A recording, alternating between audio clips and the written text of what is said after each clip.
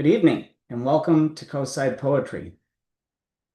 Thanks to those of you who've, Thanks to those of you who've zoomed in and those who are watching on YouTube. We meet virtually on the second Tuesday of every month to celebrate spoken poetry. I'm Steve Long, your host for this evening, filling in for our co-host, Diane Lee Moomey. Our featured poet event is being recorded and streamed live onto YouTube as we speak, so anyone can look at it later. We'll be posting the link on our website, https://coastsidepoetry.org. This evening, we welcome poet Audrey T. Williams. Audrey T. Williams is a Southern Black poet and writer with Indo-Burmese heritage who writes across all genres. She earned her MFA in creative writing from California College of the Arts. Her writing is published or forthcoming in Space and Time Magazine, Lightspeed Magazine, Peregrine Journal, Intima, Conjuring Worlds, an Afrofuturist Textbook, Club Chicxulub, and the HorrorAddicts podcast, among others. Audrey teaches poetry as medicine and can be found on Instagram at authentic_stories.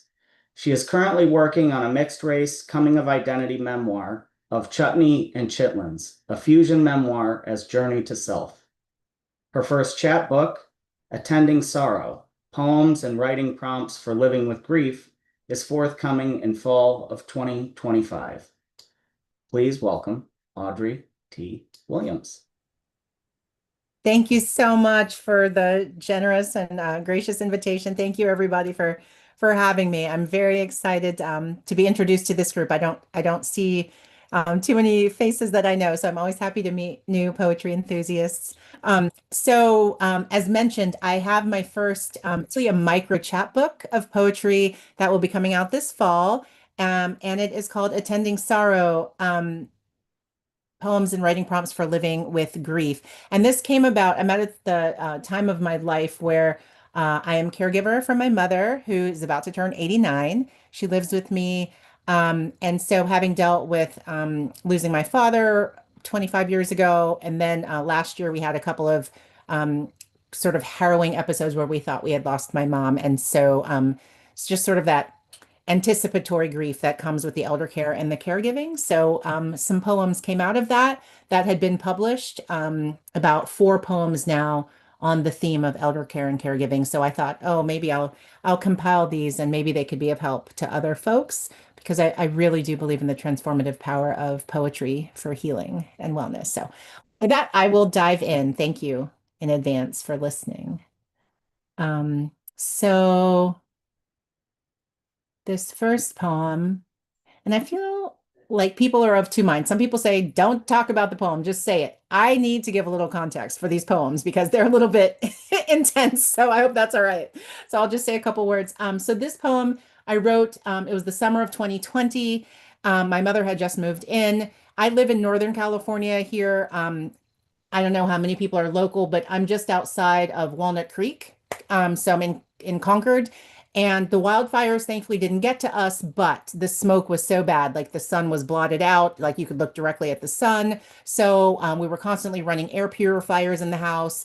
There was a lot of social unrest. There was George Floyd, and there was a lot of COVID concern. In fact, my mother had gotten sick and caught COVID while she was in a rehab facility. So there was a lot of this intense feeling of like, what am I going to do? And overwhelmed. So this poem came out of a writing prompt that I did. I was in a caregiver's writing workshop, and the prompt was find a mundane object to write about.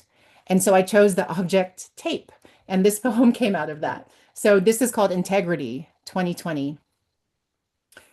This morning, I caught the first ray of sun peeping over the neighbor's roof.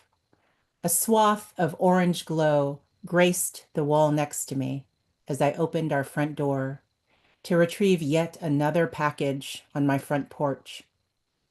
Have you ever wondered whose hands tape up all these cardboard boxes? It seems a tiny detail, tape, but when everything is falling apart, to have just one thing that exists only to hold things together. I could cry with relief, with gratitude. Oh, that everything and everyone was as consistent, as reliable, as willing to help us keep it all together. Thank you.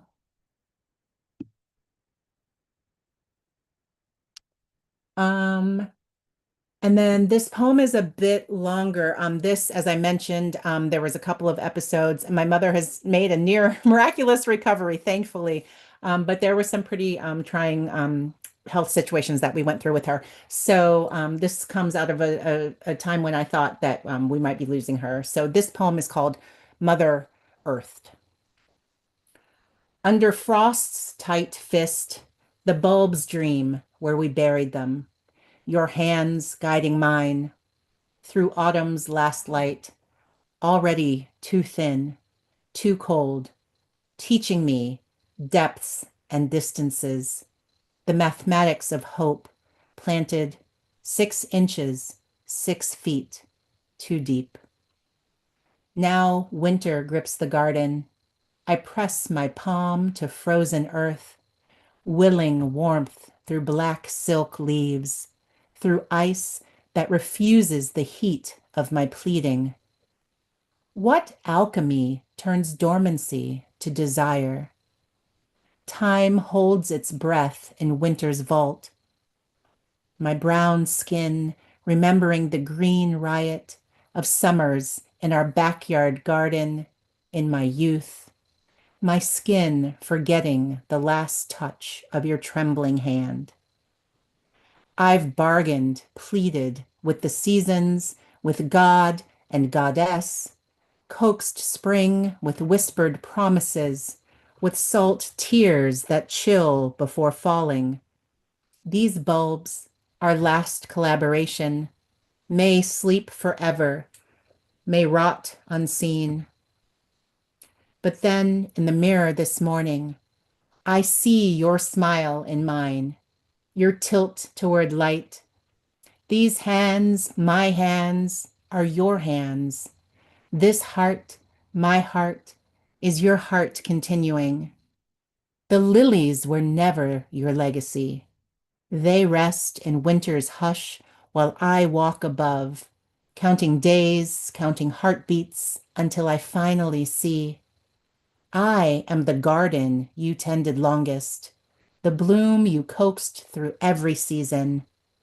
Perhaps thaw begins not in the soil, but in surrender, in trusting the slow unfurling of what lies beneath. Perhaps I am enough as daughter, seed, continuation. Perhaps patience, too, is a form of blooming. Thank you.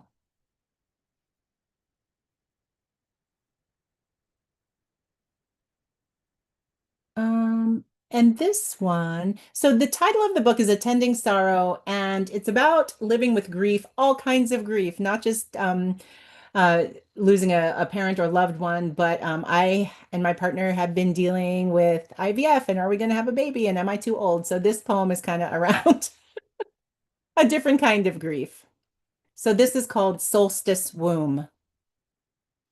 And there are days as I care for my mother that I realize I'm learning to mother myself. It used to be the only type of mothering I thought I'd be able to own. Now, when I think of my own womb, so long in fallow silence, only interrupted twice, never to fruition, knowing now an egg donor might make it possible for a seed to be sown, just as I've anticipated the final winter solstice, the longest day, perhaps the last day for my mother. I must tether my heart to the galloping reins of my soul's wisdom, to stay open, to stay welcoming to new life. I cannot grow numb or grow hard. I cannot grow cold. Deep inside of me, I must stay focused on the growing light and all the ways to keep loving, and warm my womb. Thank you. You all are so nice. Thank you for listening. I appreciate your attention. And here's another one. This also came out of a writing prompt. I don't know if you all are familiar with Amherst writers and artists, but they did a lovely series, generative writing workshop that was again, it was focused on caregivers and it really, really saved my life. So this is another poem that came out of that. The prompt was something about spiritual traditions or food. This is about both, about family traditions of and food. So this is called Grace. One tradition we still uphold daily when we eat as a family is to bow our heads, fold our hands, and say grace. No matter if it's Thanksgiving dinner or tuna salad sandwiches on TV trays. My mama refuses to eat tuna salad anymore, though. Not that she doesn't like the taste. She taught me how to make her recipe. There was a year in high school when her tuna salad in a pita pocket was all I ever wanted to eat. But when Daddy was taking the chemo and radiation, his throat was so sore it hurt him to swallow. So Mama made his meals softer and softer. Tuna salad, no bread, was the last meal Mama served him at home, the last meal he took without the help of a tube. I would wonder what Mama's last meal will be, but I can't pretend to know, and I don't know that it matters. What I do know is that when her final meal comes, I will be proud to have helped preserve her dignity, serve her needs to the best of my ability, and as always, there will be grace. Thank you. I want to do a time check. Do I have time for one more? That cool? Yeah, okay. Yeah, you have about 10 minutes left if you want to take it. Oh, okay. I want to read, so yeah, I have a couple more. I think I could fill 10 minutes if that's okay. Let's see. So this one, this is for my father. I don't know if there's any other daddy's girls out there, but I was definitely a daddy's girl. He was my partner, my best friend, I was his little fishing buddy.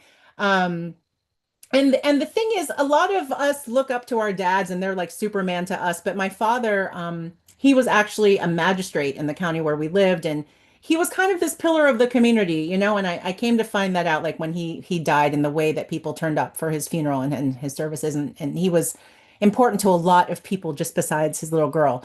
Um, so this comes out of, and I'm blanking right now if it's Maya Angelou or Toni Morrison, but one of them wrote a poem for Nelson Mandela when he died, and it was comparing him, it was talking about trees like giant, like when giants fall, and it made me think of the giant sequoia trees. And so I wrote this poem, this is called Sequoia for my daddy. To compare you to a tree, you would say I'm putting too much on it, but I can only say you were to me a sequoia. It does not feel like exaggeration. Some long-lived beings meet slow ends, drought, disease, the long game of chronic illness inflicted. But you were gone in a lightning strike. Bark split clean, heartwood exposed to sudden sky without warning, mourning, the loss of you. How do I continue? Slowly, I become an alchemist of the mundane, try to find meaning in the things that do not change. I study the way morning light still finds the dining table where you used to stir your coffee, clockwise, always 3 times before your first sip. Like a vaccine that carries the cure born of the disease, I turn my grief into a shield. I take lessons from this too swift sorrow, like how love doesn't end with your breath. how roots run deeper than what can be seen, how even in death, fallen giants continue to nourish their forest for generations. I inoculate myself with this knowledge that sudden loss teaches us how to hold things gently, like the preciousness of those slow mornings over coffee, or that grief is actually deep love, with no one on the receiving end anymore, nowhere left to land except into the world as protection, as wisdom, as fierce tenderness to help me weather the coming storms. Thank you. Okay, two more. Do I have time for two more? Okay, cool. So this one, I don't remember the writing prompt, but you know what? It wasn't a writing prompt. It was just the weight of the world. And someone I was talking to, I think it was actually my mother-in-law, who is a social worker. She's a hospice social worker. And she was talking about how sometimes just it feels like you have like one of those gravity blankets on you. And I was just like, yes. So this is called Under the Gravity of Earthen Blankets. It takes the weight of the world for full potential to burst forth. We are not passive, not citrus succumbing to the squeeze, nor plump garlic cloves, nor olives under the press. We are active, as pine cones that must be set alight to release seeds that grow into forests, as chrysalis that must break to make butterfly wings strong enough to fly, as roses that must defy the bud with the collective effort of all our delicate petals. These moments lead to emergence. These moments are required for full bloom. The tighter surroundings close us in. The faster raw essence transforms into multifaceted strength and beauty. We are all carbon, shouldering generations of oppression. We have no choice but to become diamonds. Thank you. One more, last one. Yeah. Okay, let's see. And so, yeah, I was thinking about my dad and how we were fishing buddies. And when I was 4, we were out. I grew up on the coast of North Carolina, and we used to go out on the piers and do pier fishing. And my first, quote unquote, first fish that I caught really was a fish my father caught and handed me the fishing pole, but whatever. This is this is a poem about that moment, just from a happy childhood memory. This is called Flounder. And the last thing I'll say about it is that I'm a big fan of like double meanings. So I wrote this at a time I was feeling just confused, and I was like, I'm floundering. And I remembered my first fish, my flounder that I caught. So this is Flounder. I'm the pier reaching out over the ocean, pointing toward another shore. I'm the planks holding the footfalls of the masses, warping with weather and wind. I'm the space between the planks, educating the young ones, showing them how to walk upright without stumbling.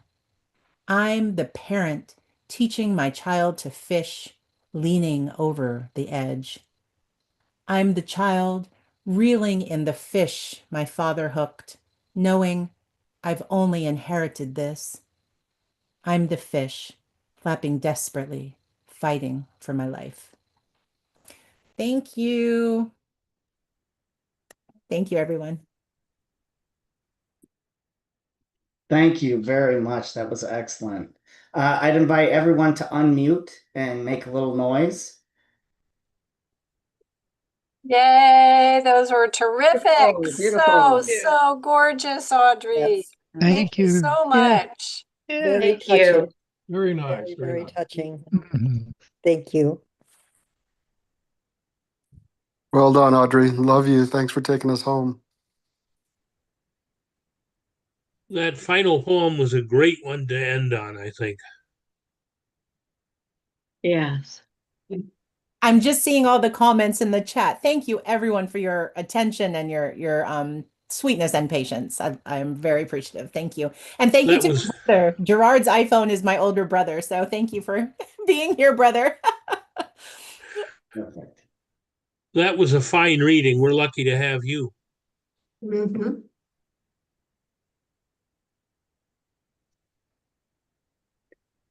Well, thanks so much, Audrey. We'll stop recording in a moment. Those of you in the Zoom room, please stay online if you'd like to take part in the open mic.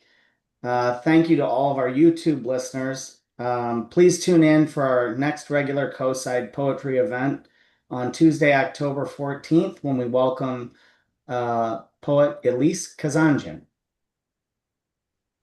Thanks so much for joining us tonight at Co-Side Poetry and for helping to keep the lamps of poetry